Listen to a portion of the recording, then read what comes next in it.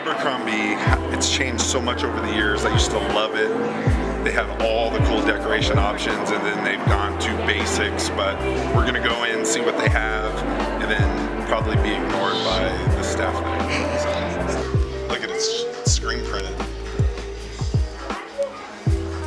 We got some puff embroidery on t-shirts, 3D embroidery. And then again, look at on the joggers, got the embossing, and then the tonal embroidery. I like that look. Flock. Here you go, flock on the sleeve. Did that? What kind of print is this? Yeah. Lots of salt.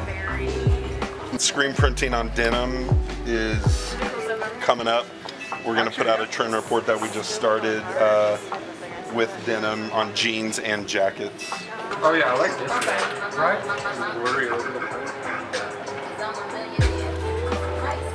Look at that dude, black on black. Oh yeah. Colorful, 80s almost. This is for you, Miami boy. Kind of plain V-necks, these are all oil washes.